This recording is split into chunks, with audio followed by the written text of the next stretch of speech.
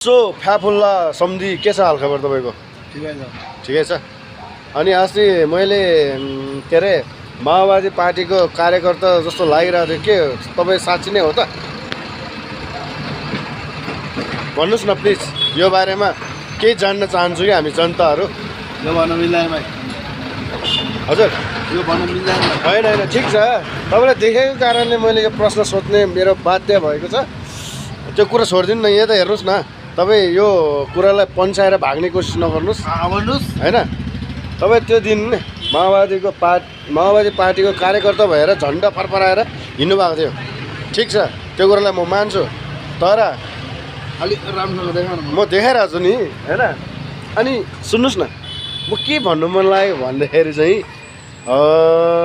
राजा ल्याऊ देश बचाऊ भन्दैछ, के भन्न चाहनुहुन्छ यो विषयमा? सबैको आफ्नो तर्क हुन्छ, आफ्नो विचार हुन्छ, आफ्नो सिद्धान्त हुन्छ, आफ्नो अब सोच्ने एउटा दिमाग हुन्छ, होइन। अब राजा आऊ देश बचाऊ भन्नेहरू अलग्गै होला। हामी चाहिँ राजा आऊ देश बचाऊ होइन, सबै जनता एक हौँ।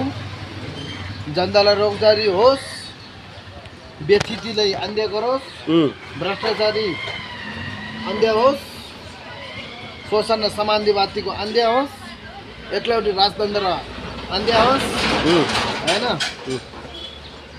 निरङ्कुश प्रणाली व्यवस्थालाई अन्त्य होस्, संघीय लोकतन्त्र गणतन्त्रमै उच्च होस् भन्ने पक्षको पार्टी।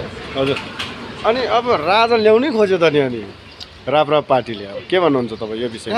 राप्रपाले ल्याउँछु भन्दैछ त, त्यो दुर्गाप्रसादले ल्याउँछ, त्यो अब भन्दैछ त, ऊ लिङ्गदेनले ल्याउँछ भनिरहेछ। अनि ल ल्याउँछ, ठिक छ, राजा आउँछ। तपाईँलाई अब होइन, यहाँ सुन्न, राजा ज्ञानेन्द्र ल्याउनु पर्छ भन्ने छैन नि त, होइन। तर ज्ञानेन्द्र ल्याउँछ भन्छ, तपाईँलाई त राजा आयो भने को आओस् जस्तो लाग्छ भन्नु न? राजा त म होस् जस्तो लाग्छ नि। ए, तपाईँ राजा होस् जस्तो लाग्छ? ठिक छ, यो विषयलाई यही राख्नु मन लाग्यो। भिडियो धेरै लामो हुनु पऱ्यो, होइन। तर पछि भेटौँला है त। तर जस ठिक छ, देशको लागि राम्रैको लागि तपाईँले सोच्नु भएको रहेछ। आज टुङ्गेको छैन। हजुर भन्नुहोस् न। राजा नै चाहियो भने ल ठिक छ, राजा ल्याउँला, होइन। राजावादीहरूले राजा ल्याउला, के राजा त कहाँ गएको थियो र लिन जानुलाई? यही निर्मल निवासमा भएको, होइन। अनि कहाँ चाहिँ ल्याउने भने? त्यो राजा आयो भने देशको स्थिति कस्तो होला? राम्रो हुन्छ कि नराम्रो हुन्छ? त्यो तपाईँ हामीले देखिरहेको कुरा हो। राजाको बालामा अब दसैँ आउनु पर्थ्यो, चामलको भात देख्नुलाई, मासु देख्नुलाई दसैँ आउनु पर्थ्यो, चाडपर्व आउनु पर्थ्यो। अब न भाइ, राजा आएर त सुख शान्ति। राजाको विपक्षीकोहरूले चाहिँ के भन्ला? राजा अनि राजाको अब सुन्नु न, राजाको जति पनि त्यो आन्दोलनकारीहरूले के भन्छ थाहा छ?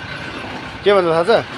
किनकि यो गणतन्त्रवादीहरू आएर अहिले देश अब डुब्नु लाग्यो भन्छ। यो विषयमा तपाईँ के भन्नुहुन्छ? अब राजतन्त्रको बेलामा डुबेको देश चाहिँ अनि अहिलेसम्म उम्किन सकेको छैन।